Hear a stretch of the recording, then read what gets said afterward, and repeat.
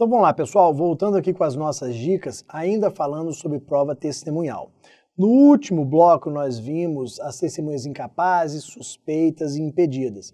E aí eu falei com vocês que nós chegamos à audiência de instrução e julgamento já sabendo quem são as testemunhas arroladas pela parte contrária. Isso daqui acontece porque existe a regra sobre a juntada do rol de testemunhas antes da audiência de instrução e julgamento. Então, antes da audiência, eu sei quem foram as testemunhas arroladas. Posso buscar ali, dar uma pesquisada na vida delas, como se diz, dar uma futucada na vida delas para ver se encontro algo que leve a entender por uma incapacidade, por uma suspeição ou por um impedimento. Mas então qual é o prazo para a juntada desse rol? Esse tema ele é bem específico, consta apenas no artigo 407 do CPC, mas é sempre lembrado pelas principais bancas, principalmente CESP e FCC. Qual é o prazo para a juntada do rol de testemunhas antes da audiência de instrução e julgamento? Antes da AIJ, Audiência de Instrução e Julgamento. Duas são as normas aqui. Primeira situação é a seguinte: o juiz fixou o prazo para essa juntada. O juiz falou o seguinte, ó, até 60 dias antes da audiência de instrução e julgamento, em até 60 dias antes da audiência de instrução e julgamento, você deve juntar o rol das suas testemunhas. Então, pelo menos 60 dias antes da audiência de instrução, eu faço essa juntada falando, as minhas testemunhas são A, B, C e D, qualificação e endereço das mesmas. Se o juiz fixou 60 dias, eu não posso 50 dias antes da audiência juntar esse rol. Não, eu tenho que juntar com pelo menos a antecedência de 60 dias. Só que aí vem a regra que geralmente consta nos concursos, que está explícita no artigo 407. Se o juiz não fixar, o juiz simplesmente disse para juntar o rol de testemunhas, sem fixar o prazo. Qual vai ser o prazo? Automático de 10 dias. É isso daqui que geralmente é lembrado nos concursos. Se o juiz não fixar, com pelo menos 10 dias antes da audiência de instrução e julgamento, o rol de testemunhas deve ser juntado. Por quê? Esse é o prazo mínimo aqui que o Poder Judiciário teria para intimar as testemunhas a comparecerem à audiência. Então, 10 dias seria o mínimo ali que daria para intimar José para que ele compareça à audiência. Porque sem intimação, o José não é obrigado a comparecer. Então, se o juiz fixa o prazo, aquele prazo ali que deve ser cumprido, 60, 30, 90, sei lá. Se não houver a fixação, 10 dias é o prazo. E dentro do próprio 407, nós temos agora um número de testemunhas. Cada parte pode arrolar até 10 testemunhas. Então, eu teria 10 testemunhas do autor, 10 testemunhas do réu. É o prazo, é o máximo ali. Então, as partes têm até 10 testemunhas para serem arroladas. Claro que elas podem arrolar 3, 4, 5, até 10. Só que aí vem uma regra importante do parágrafo único. Pega o parágrafo único do artigo 407. Ele vai dizer o seguinte: parte, você não precisa juntar 5, 6, 10 testemunhas para provar o mesmo fato, não. Por quê? O juiz, ele vai ouvir, no máximo ali, ó, 3 testemunhas para cada fato. Então, ó, se você tem um fato a ser provado, não arrole 10 testemunhas, 7 testemunhas, não, porque o juiz vai ouvir 3 e vai poder dispensar as demais. É por isso que o dispositivo diz que quando a parte arrolar mais de 3 testemunhas para a prova do mesmo fato, o juiz poderá indeferir as demais. Imagina, o único fato controvertido é se Bruno ultrapassou ou não o sinal vermelho. Eu vou levar 10 testemunhas para provar esse único fato? Aí o juiz ouve a primeira, não ultrapassou o sinal. Ouve a segunda, não. A terceira, não. O que ele faz? Indefere as demais. O fato está provado. Claro o seguinte, se ele quiser ouvir todas elas, ele pode? Sim. Dentro dos poderes instrutórios do juiz, dentro da ideia de que o juiz produz a prova que entender necessária, ele pode ouvir todas elas. Mas o dispositivo autoriza o juiz a indeferir as demais, ouvir apenas 3. Ok, pessoal? Seguindo aqui com provas, vamos falar sobre prova pericial. Vamos ver aqui regras importantes sobre prova pericial. Olha o que acontece. Nós temos, pelo artigo 420 do CPC, a realização de prova pericial quando houver necessidade de conhecimento técnico, sendo que essa perícia pode ser exame, pode ser vistoria ou pode ser avaliação. Então, digamos que em determinada ação, as partes estejam discutindo sobre a construção de uma casa que estaria afetando a estrutura do vizinho. Eu preciso de uma análise técnica. O juiz não tem conhecimento técnico para saber se a construção está correta, se está afetando o vizinho, se há risco de desmoronamento. O juiz não tem esse conhecimento técnico. Então, ele defere a produção de prova pericial, que vai ser feita, por exemplo, por um engenheiro. Se em determinada situação nós estamos discutindo algo relacionado à saúde, o juiz nomeia um médico para ser o perito, para realizar o exame técnico, para entregar o laudo pericial. Só que dentro do procedimento aqui da perícia, nós temos a apresentação de quesitos de perícia e indicação de assistente técnico. Dentro do procedimento, podem as partes apresentarem quesitos de perícia. O que são quesitos de perícia? São perguntas que as partes querem que o perito responda no laudo pericial. Então eu quero que o perito responda se o meu vizinho está construindo a casa corretamente, se está se valendo de material adequado, se está seguindo as regras relacionadas à matéria, se o prédio que ele está construindo está atrapalhando o meu, se gera risco para o meu prédio, se há risco de desmoronamento. São quesitos, são perguntas que eu quero que o perito responda no laudo pericial. Além disso, as partes podem indicar assistentes técnicos. Olha o que acontece. O perito, ele é nomeado pelo juiz, ele que vai realizar a análise. Só que ao lado dele nós podemos ter aqui os assistentes técnicos das partes, que são profissionais escolhidos pelas partes, contratados e remunerados por elas, para acompanhar a perícia e para apresentar o seu laudo também, a sua conclusão.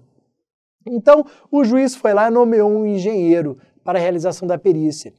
Eu tenho meu irmão que é engenheiro, então eu vou indicá-lo como meu assistente técnico.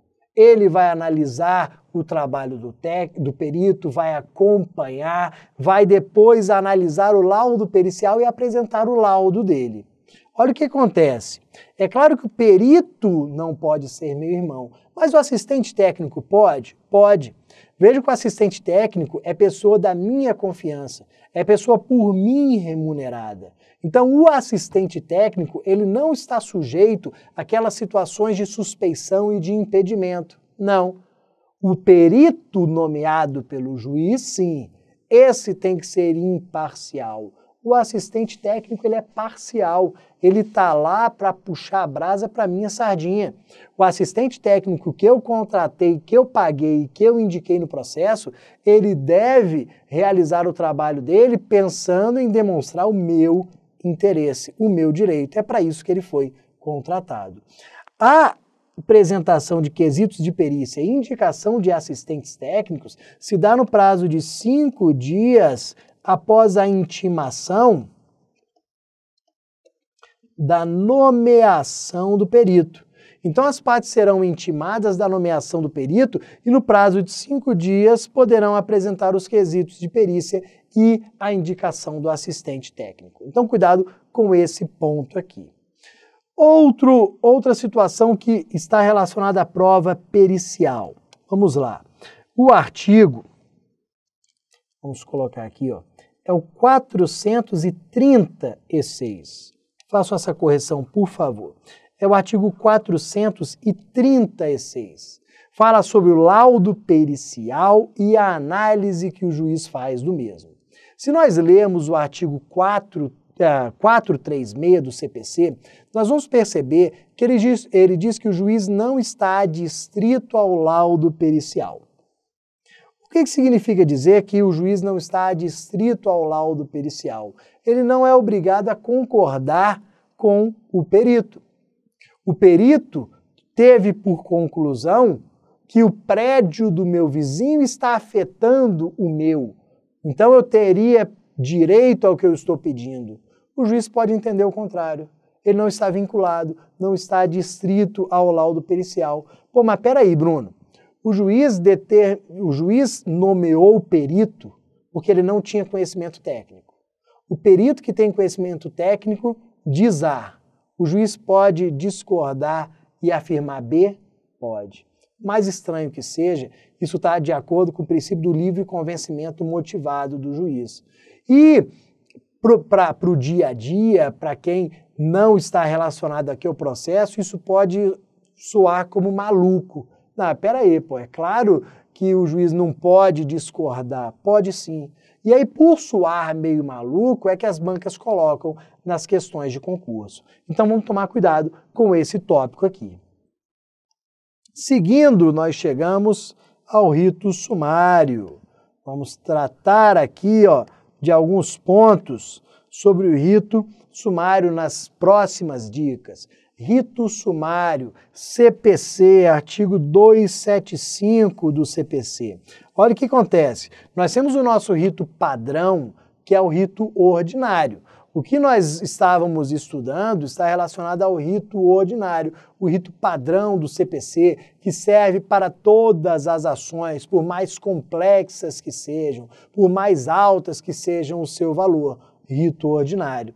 Agora nós vamos falar de um outro rito, de um outro procedimento mais célere, mais rápido, que serve para as ações mais simples, menos complexas. Assim foi pensado o rito sumário.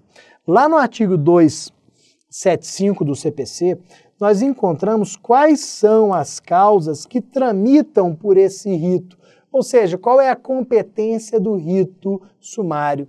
E olha o que acontece, nós temos duas situações, nós temos dois incisos.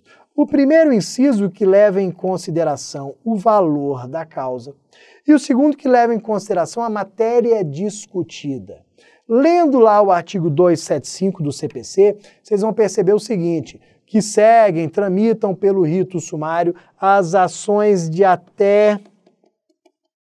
60 salários mínimos. Então, a primeira regra de competência leva em consideração o valor da causa. Se ele for de até 60 salários mínimos, é rito sumário. Só que o inciso segundo fala o quê? Independentemente de valor.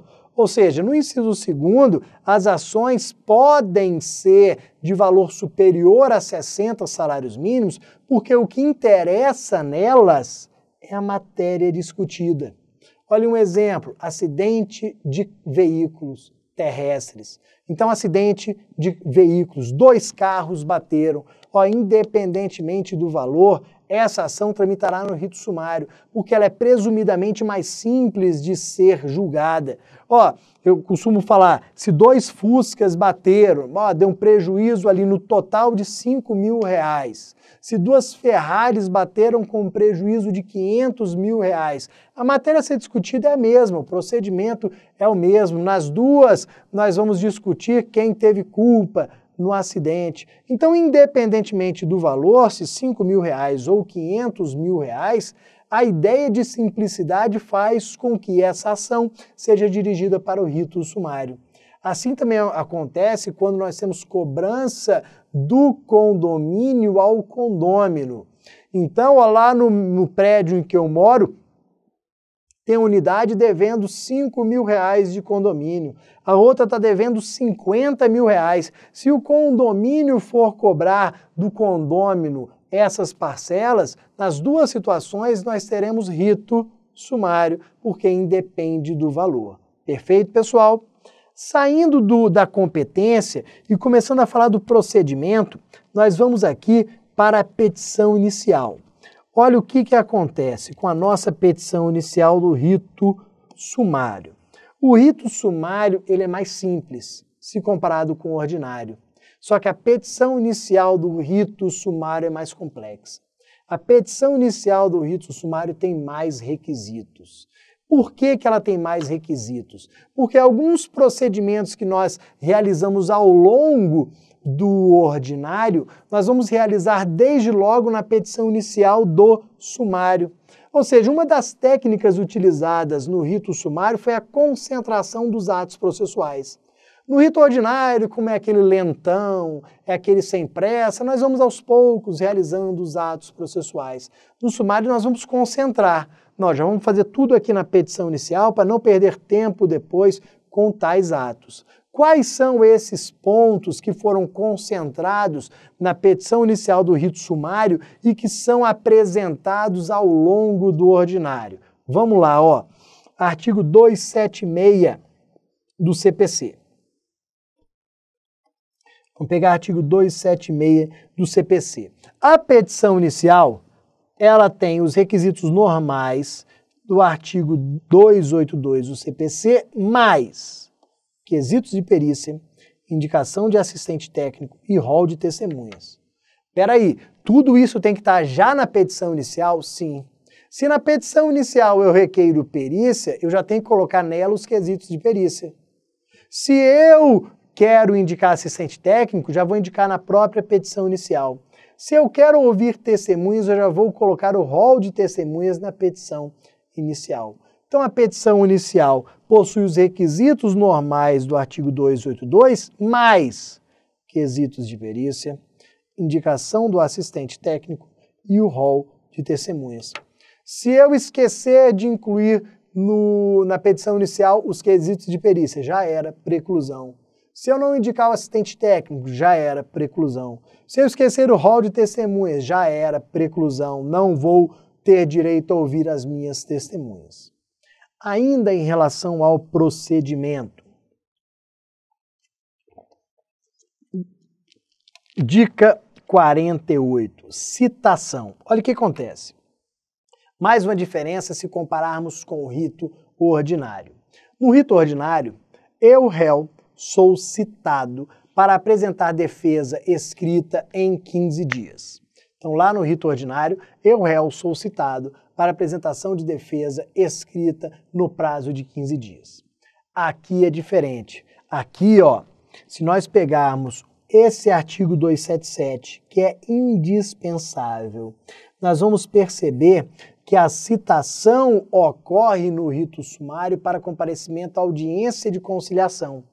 Então, no rito sumário, eu recebo a citação para comparecer à audiência de conciliação a ser realizada no dia tal. Nessa audiência, claro, vamos tentar o acordo. Se não houver acordo, eu já tenho a possibilidade de apresentar a defesa. Então, a defesa no rito sumário ela é apresentada na audiência de conciliação. Tentou acordo? Tem acordo? Não. Então, réu, apresente a sua defesa. Então, olha o que acontece.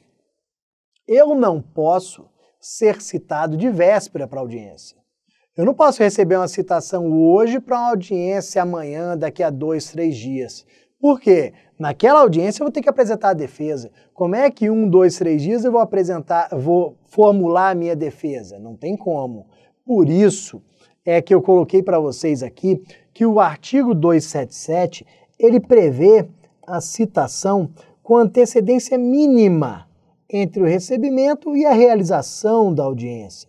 Então, existe uma antecedência mínima entre o recebimento,